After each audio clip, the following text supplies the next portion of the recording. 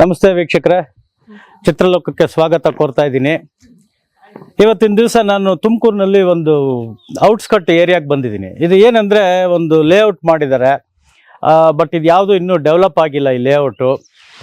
ಇಲ್ಲಿ ಏನೋ ಹೀಗೆ ಬಂದಾಗ ಒಂದು ಸ್ಥಳ ನಮಗೆ ಸಿಕ್ತು. ಈ ಸ್ಥಳ ಏನಂದರೆ ಕನ್ನಡ ಚಿತ್ರರಂಗದಲ್ಲಿ ತುಂಬ ಆಳಿ ಅವ್ರದ್ದೇ ಆದಂಥ ಒಂದು ಛಾಪು ಮೂಡಿಸಿ ನಮ್ಮನ್ನೆಲ್ಲ ಬಿಟ್ಟು ಅಗಲಿರ್ತಕ್ಕಂಥ ಒಂದು ಹೀರೋಯಿನ್ ಅವರ ಒಂದು ಸಮಾಧಿ ಜಾಗ ಸಿಕ್ಕಿದೆ. ಇವತ್ತಿನ ದಿವಸ ನಾನು ನಿಮ್ಗೆ ಅದನ್ನು ತೋರಿಸ್ತೀನಿ, ಬನ್ನಿ ವೀಕ್ಷಕರೇ. ಇವರು ಬಂದು ಭಾಳ ಒಂದು ದೊಡ್ಡ ನಾಯಕಿ ನಟಿ, ಅದ್ಭುತವಾದ ಕಲಾವಿದೆ. ಈಕೆ ಹುಟ್ಟಿದ್ದು ತುಮಕೂರಿನಲ್ಲೇ. ಇವರ ತಂದೆ ಹೆಸರು ಶಿವಣ್ಣ ಅಂತ, ತಾಯಿ ಹೆಸರು ದೇವಿರಮ್ಮ ಅಂತ. ಇವರು ಸುಮಾರು ಒಂದು 100ಕ್ಕೂ ಹೆಚ್ಚು ಕನ್ನಡ ಚಲನಚಿತ್ರಗಳಲ್ಲಿ ನಾಯಕಿ ನಟಿಯಾಗಿ ಅಭಿನಯಿಸಿದ್ದಾರೆ. ಆಮೇಲೆ ತುಂಬ ಆ್ಯಕ್ಷನ್ ಚಿತ್ರಗಳನ್ನು ಆಕೆ ಮಾಡಿದ್ದಾರೆ. ಫೈಟ್ ಮಾಡೋದ್ರಲ್ಲಿ ತುಂಬ ಎಕ್ಸ್ಪರ್ಟ್ ಆಕೆ. ನನಗೆ ಹೀಗೆ ಒಬ್ಬರು ನನ್ನ ಒಂದು ಇನ್ಸ್ಟಾಗ್ರಾಮಲ್ಲಿ ಕಾಂಟ್ಯಾಕ್ಟ್ ಮಾಡಿ ಇಂಥ ಒಂದು ಜಾಗ ಇದೆ ಬನ್ನಿ ಅಂತ ಹೇಳಿದರು. ಬಂದಿದ್ದೀನಿ. ಬನ್ನಿ ರಘು ಅವರೇ. Thank you. ಬನ್ನಿ ಸರ್. ನಮಸ್ತೆ. To meet. ಇವರು ಹೆಸರು ರಘು ಅಂತ ಹೇಳ್ಬಿಟ್ಟು, ಇವರು ತುಮಕೂರಿನವ್ರೆ. ಇವರು ಇನ್ಸ್ಟಾಗ್ರಾಮ್ನಲ್ಲೆಲ್ಲ ಇದ್ದಾರೆ. ಇವರು ಒಂದು ಈ ಜಾಗನ ಇದೆ ಅಂತ ಹೇಳಿ ಇವರು ಒಂದಷ್ಟು ಫೋಟೋಗ್ರಾಫ್ಸ್ನೆಲ್ಲ ಹಾಕಿ ಈ ಸ್ಥಳನ ತೋರಿಸಿದ್ರು. ಬನ್ನಿ, ಇವತ್ತಿನ ದಿವಸ ಚಿತ್ರಲೋಕ ಮುಖಾಂತರ ನಾನು ಇನ್ನೂ ಹೆಚ್ಚಿನ ಮಾಹಿತಿ ಕೊಡ್ತೆ, ಆಕೆ ಬಗ್ಗೆ ವಿವರಣೆಗಳನ್ನ ಹೇಳ್ತೀನಿ. ಬನ್ನಿ. ಒಂದು ಕಾಂಪೌಂಡ್ ಕಟ್ಟಿದ್ದಾರೆ. ಇಲ್ಲೊಂದು ಗೇಟ್ ಇತ್ತು. ಕಬ್ಬಣ ಮಾರಿದ್ರೆ ದುಡ್ಡು ಸಿಕ್ಕತ್ತೆ ಅಂತ ಹೇಳ್ಬಿಟ್ಟು ಇವತ್ತಿನ ದಿವಸ ಈ ಗೇಟ್ನು ಕಿತ್ಕೊಂಡು ಹೋಗ್ಬಿಟ್ಟಿದ್ದಾರೆ. ಇನ್ನು ಈ ಕಾಂಪೌಂಡ್ ಸುತ್ತಲೂ ಕಬ್ಬಣಗಳ ಹಾಕಿದ್ದಾರೆ. ಈ ಕಬ್ಬಣಗಳು ಕಿತ್ತೋ ಹೊತ್ತಿಗೆ ಈ ಸಮಾಧಿನೂ ಯಾವತ್ತು ಕಿತ್ಕೊಂಡು ಹೋಗ್ಬಿಡ್ತಾರೋ ಅಥವಾ ಇಲ್ಲಿ ಏನಾಗುತ್ತೆ ಅನ್ನೋದು ಗೊತ್ತಿಲ್ಲ. ಬನ್ನಿ ಸ್ನೇಹಿತರೆ, ಬನ್ನಿ ರಘು ಅವರೇ. ಬನ್ನಿ ಸರ್. ಬನ್ನಿ ವೀರೇಶ್, ನೀವು ಬನ್ನಿ. ಇಲ್ಲಿ ನಡ್ಕೊಂಡ್ ಬರೋದಕ್ಕೆ ಕಷ್ಟ ಆಗುತ್ತೆ ಆ ಲೆವೆಲ್. ಹೌದು ಹೌದು ಹೌದು ಹೌದು. ಬನ್ನಿ ವೀರೇಶ್. ಇಷ್ಟೇ ಕುತೂಹಲ. ಇಲ್ಲಿ ನಮ್ಮ ಕನ್ನಡ ಚಲನಚಿತ್ರ ರಂಗದ ಅತಿ ಅದ್ಭುತವಾದ ನಟಿ ದಿವಂಗತ ಮಂಜುಳಾ ಅವರು. ಜನನ ಬಂದು 8/11/54, 12/9/86ನೇ ಇಸ್ವಿನಲ್ಲಿ ಈಕೆ ಮರಣ ಹೊಂದಿದ್ರು. ಇವರ ಮರಣದಲ್ಲಿ ಒಂದು ಲಿಟ್ಲ್ ಬಿಟ್ ಕನ್ಫ್ಯೂಷನ್ಸ್ ಏನಂದರೆ, ಇವರು ಫೈರ್ ಆಕ್ಸಿಡೆಂಟಲ್ಲಿ ಸತ್ತಿದ್ರು ಅಂತ ಹೇಳ್ಬಿಟ್ಟು ಒಂದು ಆವತ್ತಿನ ದಿವಸ ಮರಣೋತ್ತರ ಪರೀಕ್ಷೆಯಲ್ಲಿ ಆಗ್ಬೋದು, ಇನ್ನೊಂದು ಆಗ್ಬೋದು, ಅಥವಾ ನಾವು ಪ್ರೆಸ್ ಇದರಲ್ಲಿ ಓದಿದ್ದಂಥದ್ದು ಪ್ರತಿಯೊಂದು ಹೀಗೆ ಇದೆ. ಇನ್ನು ಕೆಲವು ಗಾಳಿ ಸುದ್ದಿ ಅಂತ ಹೇಳ್ತಾರಲ್ಲ, ಹಾಗೆ ಆಕೆ ಸುಸೈಡ್ ಮಾಡ್ಕೊಂಡ್ರು ಅಂತಲೂ ಹೇಳ್ತಾರೆ. ಇವರು ಬಂದು ಡಾಕ್ಟರ್ ರಾಜ್ಕುಮಾರ್, ವಿಷ್ಣುವರ್ಧನ್ ಮತ್ತು ಶ್ರೀನಾಥ್, ಅಂಬರೀಷು ಇವರುಗಳ ಜೊತೆಯಲ್ಲಿ 100ಕ್ಕೂ ಹೆಚ್ಚು ಚಲನಚಿತ್ರಗಳಲ್ಲಿ ಅಭಿನಯಿಸಿದ್ದಾರೆ. ನನಗೆ ಒಂದು ಮಾಹಿತಿ ಪ್ರಕಾರ ಶ್ರೀನಾಥ್ ಮತ್ತು ಮಂಜುಳಾ ಅನ್ನೋದು 70ರಿಂದ 80ರ ದಶಕದಲ್ಲಿ ತುಂಬ ಯಶಸ್ವಿ ಆದ ಒಂದು ಪೇರ್. ಅಂದರೆ ಅವರಿಬ್ಬರ ಜೋಡಿ ಸ್ಕ್ರೀನ್ ಶೇರಿಂಗ್ನಲ್ಲಿ ಸುಮಾರು ಒಂದು 25ರಿಂದ 30 ಚಲನಚಿತ್ರಗಳಲ್ಲಿ ಅವರಿಬ್ಬರು ಸೇರಿ ಅಭಿನಯಿಸಿರಬಹುದು. ಈಕೆಗೆ ತುಂಬ ಒಂದು ಉನ್ನತ ಸ್ಥಾನ ಕೊಟ್ಟಂಥ ಚಿತ್ರ ಯಾವುದು ಅಂದರೆ ಡಾಕ್ಟರ್ ರಾಜ್ಕುಮಾರ್ ಅವ್ರ ಜೊತೆಯಲ್ಲಿ ಅಭಿನಯಿಸಿದ ಸಂಪತ್ತಿಗೆ ಸವಾಲು ದುರ್ಗಿ ಪಾತ್ರ. ಅಂಥ ದುರ್ಗಿ ಇವತ್ತಿನ ದಿವಸ ಈ ರೀತಿ ಇಲ್ಲಿ ಮಲಗಿದ್ದಾರೆ. ಯಾವುದೋ ಜಾಗ ಒಂದು ಕ್ಲೀನ್ ಇಲ್ಲ. ಇವತ್ತು ಮುಂದಕ್ಕೆ ಈ ಸಮಾಧಿ ಏನಾಗುತ್ತೆ ಅನ್ನೋದು ಗೊತ್ತಿರೋದಿಲ್ಲ. ಆಮೇಲೆ ಶಂಕರ್ ನಾಗ್ ಅವ್ರ ಜೊತೆಯಲ್ಲಿ ಸೀತಾರಾಮು ಅನ್ನೋ ಚಿತ್ರ, ಪರಿಪೂರ್ಣವಾದ ಒಂದು ಆ್ಯಕ್ಷನ್ ಚಿತ್ರನ ಅವರು ಮಾಡಿದ್ರು. ಅದಾದಮೇಲೆ ಸಿಂಹ ಜೋಡಿ ಅಂತ ವಿಷ್ಣುವರ್ಧನ್ ಅವ್ರ ಜೊತೆಯಲ್ಲಿ ಒಂದು ಹೀರೋಯಿನ್ ಪಾತ್ರ ಮಾಡಿದ್ರು. ಬಟ್ ಆಕೆ ಮಾಡಿದಂಥ ಪಾತ್ರಗಳನ್ನ ಮತ್ತು ಚಲನಚಿತ್ರಗಳನ್ನ 1, 2 ಅಂತ ನಾವು ಹೇಳೋಕ್ಕಾಗೋದಿಲ್ಲ. ಆಮೇಲೆ ಶ್ರೀನಾಥ್ ಅವ್ರ ಜೊತೆಯಲ್ಲಿ ಬೆಸುಗೆ ಅನ್ನೋ ಚಲನಚಿತ್ರ ಆಗಿನ ಕಾಲದಲ್ಲಿ ಸುಮಾರು ಒಂದು 25 ವಾರ ಓಡಿರ್ಬೋದು ಅಂತ ನನ್ನ ಒಂದು ನೆನಪು. ಇವತ್ತಿಗೂ ಆ ಹಾಡು ಬೆಸುಗೆ ಬೆಸುಗೆ ಅನ್ನೋದು ತುಂಬ ಫೇಮಸ್ ಸಾಂಗು. ಬಟ್ ಏನು ಒಂದು ಇದನ್ನಿಸ್ತು ಅಂದರೆ, ಇಷ್ಟು ದೊಡ್ಡ ನಟಿ, ಇಷ್ಟು ದೊಡ್ಡ ಕಲಾವಿದೆ, ಇವತ್ತಿನ ದಿವಸ ಈಕೆ ಇಲ್ಲಿ ಮಲಗಿದ್ದಾರೆ, ಚಿರಶಾಂತಿಯಾಗಿ ನಿದ್ದೆನಲ್ಲಿ ಮಲಗಿದ್ದಾರೆ. ಬಟ್ ಇದೊಂದು ಜಾಗನ ಯಾರು ಕರೆಕ್ಟಾಗಿ ಉಪಯೋಗಿಸ್ಕೊಳ್ತಾ ಇಲ್ವಲ್ಲ. ನಮ್ಮ ರಾಜ್ಯ ಸರ್ಕಾರ ಆಗ್ಬೋದು ಅಥವಾ ಅವರ ಸಂಬಂಧಿಕರು, ಪಾಪ ಅವ್ರ ಅಣ್ಣನೋ ಏನೋ ಇದೊಂದಿಷ್ಟು ಮಾಡಿದ್ದಾರೆ ಅಂತ ಹೇಳ್ತಾ ಇದ್ದಾರೆ. ಈಕೆ ಯಜಮಾನರು ಅಮೃತಮ್ ಅಂತ ಹೇಳಿಬಿಟ್ಟು ಒಂದಷ್ಟು ಕನ್ನಡ ಚಲನಚಿತ್ರಗಳನ್ನ ನಿರ್ದೇಶನ ಮಾಡಿದ್ರು. ಮತ್ತೆ ತಮಿಳು ಚಿತ್ರಗಳನ್ನ ಅವರು ನಿರ್ದೇಶನ ಮಾಡಿದ್ರು. ಈಕೆ ಕೂಡ ಪರಭಾಷೆಗಳಲ್ಲೂ ಮಾಡಿದ್ರು. ಆಮೇಲೆ ನನಗಿದ್ದಂಥ ಮಾಹಿತಿ ಪ್ರಕಾರ ಈಕೆಗೆ ನನಗೆ ಗೊತ್ತಿದ್ದು ಒಂದು ಗಂಡು ಮಗು, ಆತನ ಹೆಸರು ಅಭಿಷೇಕ್ ಅಂತ ಇಟ್ಟಿದ್ದಾರೆ. ಮತ್ತೆ ನಾನು ಒಂದು ಯಾವುದೋ ಗೂಗಲ್ನಲ್ಲಿ ಸರ್ಚ್ ಮಾಡಿದಾಗ ಆಕೆಗೆ 2 ಮಕ್ಕಳು, ಇನ್ನೊಂದು ಹೆಣ್ಣು ಹುಡುಗಿ ಇದೆ ಅಭಿನಯ ಅಂತ ಹೇಳ್ಬಿಟ್ಟು. ಬಟ್ ಇವ್ರು ಯಾರು ನಮ್ಮ ಚಿತ್ರರಂಗದಲ್ಲಿ ಕಾಂಟ್ಯಾಕ್ಟ್ಸ್ ಇಲ್ಲದೆ ಇರೋದ್ರಿಂದ ನಾನು ನಿಮಗೆ ಪರಿಚಯ ಮಾಡಿಸ್ಕೊಳ್ಳೋ ಪರಿಸ್ಥಿತಿನಲ್ಲಿಲ್ಲ. ಇದು ಇವತ್ತಿನ ದಿವಸ ದಿವಂಗತ ಮಂಜುಳಾ ಅವರ ಸಮಾಧಿ ಇದು ಇರ್ತಕ್ಕಂಥ ಸ್ಥಳ. ಇದು ತುಮಕೂರು ನಗರದಲ್ಲಿದೆ. ರಘು ಅವರೇ, ಸರ್ ತಾವು ಈ ಸಮಾಧಿ ಇಲ್ಲಿದೆ ಅಂತ ಹೇಳ್ಬಿಟ್ಟು ನನಗೆ ಹೇಳಿದ್ರಿ. ಹೌದು. ಇದು ಯಾವ ಊರು ತುಮಕೂರಿನಲ್ಲಿ? ಇದು ಏನ್ ಸ್ಥಳ ಇದು? ಸರ್ ಇದು ತುಮಕೂರು ಹತ್ರ ಒಂದು 5-6 ಕಿಲೋಮೀಟರ್ ಆಗುತ್ತೆ, ಹೊನ್ನೇನಹಳ್ಳಿ ಅಂತ. ಹಾ. ಸೊ ಒಂದು 6 years ಬ್ಯಾಕ್ ನನಗೆ ಇನ್ಸ್ಟಾಗ್ರಾಮ್ ಅಲ್ಲಿ ಒಬ್ರು ಮೆಸೇಜ್ ಮಾಡಿದ್ರು.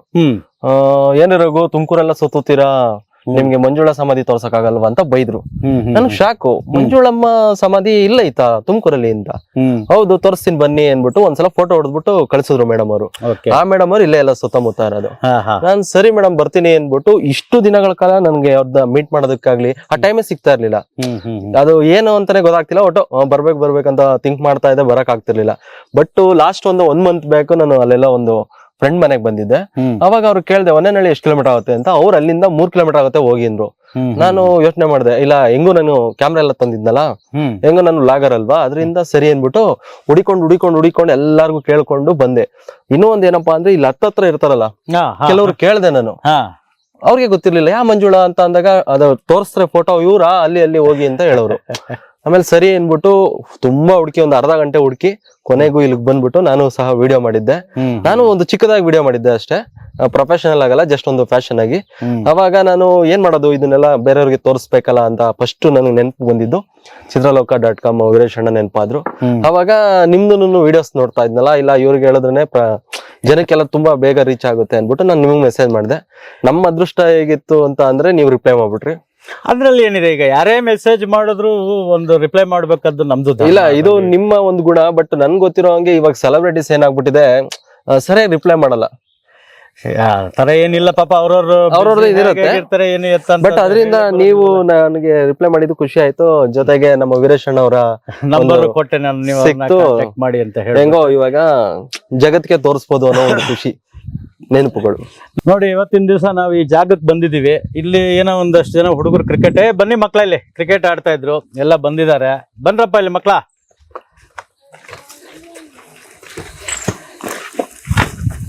ಇದು ಯಾರ ಸಮಾಧಿ ಅಂತ ಗೊತ್ತಾ? ಇದು ಮಂಜುಳಾ ಅಕ್ಕದು. ಅವ್ರ ಪಿಕ್ಚರ್ಗಳನ್ನ ನೀವು ನೋಡಿದೀರಾ?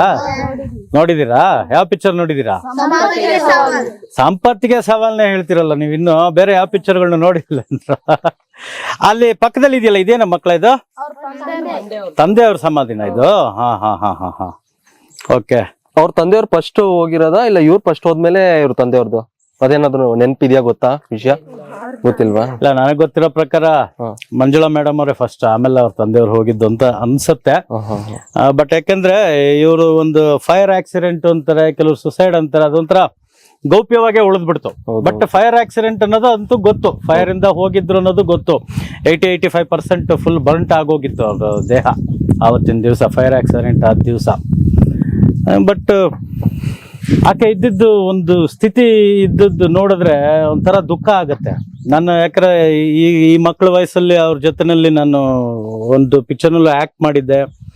ಆಮೇಲೆ ನಮ್ಮ ತಂದೆಯವ್ರ ಜೊತೆನಲ್ಲಿ ಶೂಟಿಂಗ್ ಹೋಗ್ಬೇಕಾದ್ರೆ ಒಂದು ಸಿಂಹ ಜೋಡಿ ಅನ್ನೋ ಪಿಕ್ಚರು, ಮತ್ತೆ ಬೆತ್ತಲೆ ಸೇವೆ ಅನ್ನೋ ಪಿಕ್ಚರು. ಆಕೆ ದೊಡ್ಡ ಹೀರೋಯಿನ್ ಅವತ್ತಿನ ದಿವಸ. ಅವರ ಒಡನಾಟಗಳನ್ನೆಲ್ಲ ನಾನು ತುಂಬಾ ನೋಡಿದ್ದೆ. ನಾನು ನಮ್ಮ ತಂದೆಯವ್ರ ಜೊತೆನಲ್ಲಿ ಇದ್ದಿದ್ದು, ಅವ್ರಿಗೆ ಕಾನ್ಸ್ಪಿರೆನ್ಸಿ ಮತ್ತೆ ಅವರು ಬಿಹೇವಿಯರು ಪ್ರತಿಯೊಂದು ನೋಡಿದ್ನಲ್ಲ. ಇವತ್ತು ಈ ಸಮಾಧಿ ಸ್ಥಿತಿ ನೋಡ್ಬಿಟ್ಟು ಒಂಥರ ಬೇಜಾರಾಯ್ತು ನನಗೆ. ನೋಡಿ ಹೆಂಗಿದೆ, ಯಾರೋ ಒಂದ್ಸತಿ ಬರ್ತಾರೆ, ಒಂದ್ಸತಿ ಕ್ಲೀನ್ ಮಾಡ್ತಾರೆ. ಅಲ್ಲ, ಈಗ ಒಂದು ಏನು ಇದಾಗತ್ತೆ ಅಂದ್ರೆ, ಮಕ್ಕಳು ಎಲ್ಲಿದ್ದಾರೆ ಅನ್ನೋದು ನನಗೆ ಐಡಿಯಾ ಇಲ್ಲ. ಇದು ಅವ್ರ ತಾಯಿ ಸಮಾಧಿನ ಕೇರ್ ತಗೋಬೇಕಾಗಿರೋದು ಅವ್ರದ್ದು ಒಂದು ಧರ್ಮ ಅದು. ಯಾಕಂದ್ರೆ ಸಮಾಧಿ ಅಂತ ಮಾಡಿ ಇವಾಗ ನೋಡಿದ್ರೆ ಇದೇನಾಗೋಗಿದೆ, ಲೇಔಟ್ ಆಗಿ ಹೋಗ್ಬಿಟ್ಟಿದೆ. ಇದಿಷ್ಟು ಪೀಸ್ ಮಾತ್ರ ಕಾಂಪೌಂಡ್ ಹಾಕಿದ್ದಾರೆ. ಇದು ಮುಂದಕ್ಕೆ ಇದು ಏನ್ ಮಾಡ್ತಾರೆ ಅನ್ನೋದು ಗೊತ್ತಿಲ್ಲ.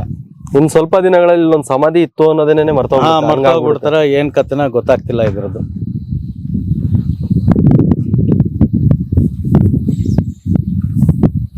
ಕ್ರಿಕೆಟ್ ಆಡ್ತಿರಲ್ರ ಹುಡುಗ್ರ? ಎಲ್ಲಿ? ಇಲ್ಲಿ ಇಲ್ಲ ಆಡಲ್ಲ ಈ ಜಾಗದಲ್ಲಿ ಯಾಕೆ ನಿಮ್ಗೆ ಗೊತ್ತಿಲ್ಲ ಅಂದ್ರೆ ಆಡ್ತಿದ್ರಾ? ಇದ್ದಾಗ ಅಷ್ಟೇ ಸರ್, ಇದ್ದಾಗ ಅಷ್ಟೇ ನೋಡಿ. ಹೇಳಿದ್ನಲ್ಲ, ಒಂದು ಟೈಮ್ನಲ್ಲಿ ಶ್ರೀನಾಥ್ ಮಂಜುಳಾ ಅಂದ್ರೆ ನಮ್ಮ ಚಿತ್ರರಂಗದಲ್ಲಿ ಅದು ಒಂದು ದೊಡ್ಡ ಪೇರು. ಆ ಟೈಮ್ನಲ್ಲಿ ರಾಜ್ಕುಮಾರ್ ಭಾರತಿ, ಶ್ರೀನಾಥ್ ಮಂಜುಳಾ ಈ ಥರದೊಂದು ಸಿನಿಮಾಗಳನ್ನ ನೋಡೋದಕ್ಕೆ ಒಂದು ಅದ್ಭುತವಾಗಿತ್ತು. ಆವತ್ತಿನ ದಿವಸ ಒಂದು ಫಿಲ್ಮ್ ಕ್ರೇಜ್ ಇದ್ದಿದ್ದು. ನಮ್ಮ ಕೆಂಪೇಗೌಡ ರಸ್ತೆನಲ್ಲಿ ಸುಮಾರು ಒಂದು 23 ಥಿಯೇಟರ್ಗಳಿತ್ತು. ಇವಾಗೆಲ್ಲ ಲೆಕ್ಕ ಹಾಕಿದ್ರು ಒಂದು 11 ಥಿಯೇಟರ್ ಬಂದು ನಿಂತಿದೆ. ನಿಜ.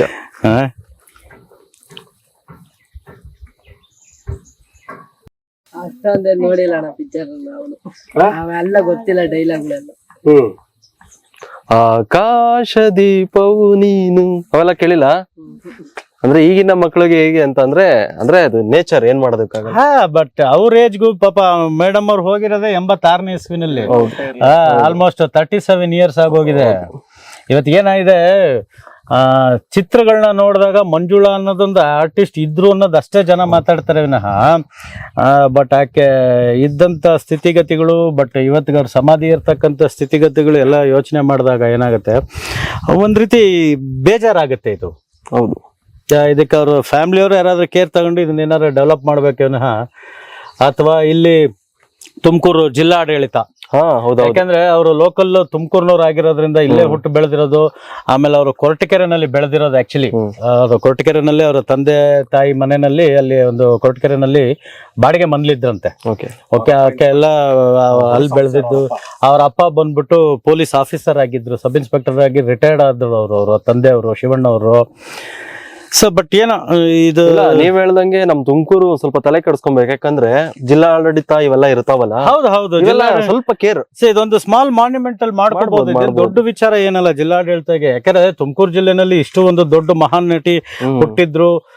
ಚಿತ್ರರಂಗದಲ್ಲಿ ಒಂದು 100 ಚಿತ್ರಗಳನ್ನ ಅಭಿನಯಿಸಿ ಆಲ್ಮೋಸ್ಟ್ ನನಗೆ ಗೊತ್ತಿದ್ದಂಗೆ 70 to 80 ಅಂದ್ರೆ ಒಂದು 10 ವರ್ಷಗಳ ಕಾಲ ಒಂದು ಗ್ರೇಟ್ ಹೀರೋಯಿನ್ ಆಗಿ ಮೆರೆದಂತ ವ್ಯಕ್ತಿ ಆಕೆ. ಹೌದು.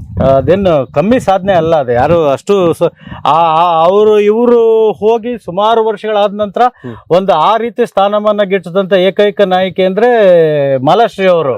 ಆಕ್ಷನ್ ಹೀರೋಯಿನ್ ಆಗಿ ಗುರುತಿಸ್ಕೊಂಡು ಆಕ್ಷನ್ ಚಿತ್ರಗಳನ್ನ ಮಾಡಿದಂತವ್ರು. ನನಗೆ ಮಾಲಾಶ್ರೀ ಅವ್ರನ್ನ ನೋಡಿದಾಗೆಲ್ಲ ಮಂಜುಳಾ ಅವರೇ ನನಗೆ ನೆನಪಾಗ್ತಾ ಇತ್ತು. ಅವ್ರ ಆ ಥರ ಗೈಯಾಳಿತನ ಪಾತ್ರಗಳಾಗ್ಲಿ, ಆ ಡೈಲಾಗ್ ಡೆಲಿವರಿ ಆಗ್ಲಿ. ಇನ್ನೊಂದು ನನಗೆ ಮಂಜುಳಾ ಅವ್ರ ಇನ್ನೊಂದು ರೀಇನ್ಕಾರ್ನೇಷನ್ ಅಂತಾನೆ ಹೇಳ್ಬೋದೇನೋ, ಅಥವಾ ಅವ್ರು ಹುಟ್ಟಿದ್ ನನಗೆ ಗೊತ್ತಿಲ್ಲ. ಬಟ್ ಅದೇ ರೀತಿನೇ ಇಂಪ್ಯಾಕ್ಟ್ ಆಗ್ತಾ ಇತ್ತು. ಸೇಮ್ ಮಂಜುಳಾ ಅವ್ರನ್ನೇ ಇಂಪ್ಯಾಕ್ಟ್ ಆಗ್ತಾ ಇತ್ತು ನನಗೆ. ಇಲ್ಲ, ನಿಮ್ ಕಡೆಯಿಂದ ನಮ್ಮ ತುಮಕೂರು ಜಿಲ್ಲಾಡಳಿತಕ್ಕೂ ಇದೊಂದು ಮೆಸೇಜ್ ಹೋಗ್ಲಿ, ಇದನ್ನ ಸ್ವಲ್ಪ ಅವ್ರು ಕೇರ್ ಮಾಡ್ಬೇಕು ಖಂಡಿತವಾಗ್ಲೂ. ಯಾಕಂದ್ರೆ ಹಿಂಗಿದೆ ಅಂದ್ರೆ ನನಗೆ ಬೇಜಾರಾಗುತ್ತೆ. ನನಗೆ ಮಂಜುಳಾ ಬಗ್ಗೆ ಹೇಳ್ಬೇಕು ಅಂತ ಅಂದ್ರೆ, ನಾನು ಹುಟ್ಟಿದ ಊರು ಕೊರಟಗೆರೆ. ನೀವು ತುಮಕೂರು ಅವರು? ಅವರು ತುಮಕೂರು ಜಿಲ್ಲೆ ಕೊರಟಗೆರೆ. ಕೊರಟಗೆರೆನಲ್ಲಿ ನಮ್ಮ ತಾತನ ಮನೆ ಏನಿತ್ತು, ಬಹುಶಃ ಅದ್ರ ಎದುರುಗಡೆ ಮನೇಲೆ ಬಾಡಿಗೆಲ್ಲಿ ಇದ್ದಿದ್ದು. ಅವಾಗ ಆಗಿನ ಕಾಲದಲ್ಲಿ ಅವರಪ್ಪ ಪೊಲೀಸ್ ಆಫೀಸರ್ ಅಂತ ಅಂದ್ಬಿಟ್ಟು ಅವಾಗ ಹೇಳ್ತಾ ಇದ್ರೆ ನಮ್ಮ ಸೋದರ ಮಾವ ನಮ್ಮಮ್ಮ ಎಲ್ಲ ಹೇಳೋರು. ನಮ್ಮ ಕೆಲವು ಸೋದರ ಮಾವನಿಗೆಲ್ಲ ಫೋನ್ ಮಾಡಿದೆ,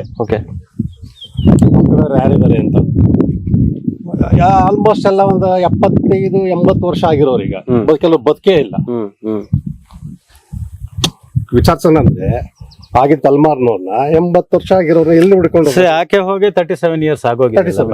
ಆಕೆ ಹೋಗಿ 37 ಇಯರ್ಸ್ ಆಗಿದೆ. ಅಲ್ಲ ಅಂದ್ರೆ ಅವ್ರ ಫಾದರ್ ಕಾಲ್ ಲೆಕ್ಕ ಹಾಕೊಂಡ್ರೆ ನಮ್ಮ ಸೋದರ ಮಾವನ ಬಂದು 75 ವರ್ಷ, ನಮ್ಮ ಅಮ್ಮನಿಗೆ 80. ಓಕೆ. ಸೊ ಅವರು ಆ ಲೆವೆಲ್ ನವ್ರು ಗೊತ್ತಿರುತ್ತೆ ಹೊರತು ಈಗ ನನಗೆ ನಿನಗೆ ಗೊತ್ತೇ ಇರೋದು. ಗೊತ್ತಿಲ್ಲ. ನಾನು ಸಣ್ಣ ಹುಡುಗನಿದ್ದಾಗ ಆಕೆ ಅವರು ನಮ್ಮ ತಂದೆಯವ್ರ ಜೊತೆ ಶೂಟಿಂಗ್ ಹೋದಾಗ ಒಂದು 4-5 ಪಿಕ್ಚರ್ ಅಥವಾ 5-6 ಪಿಕ್ಚರ್ ಶೂಟಿಂಗ್ ನಲ್ಲಿ ಆಕೆ ಮೀಟ್ ಮಾಡಿದ್ದೆ ನಾನು.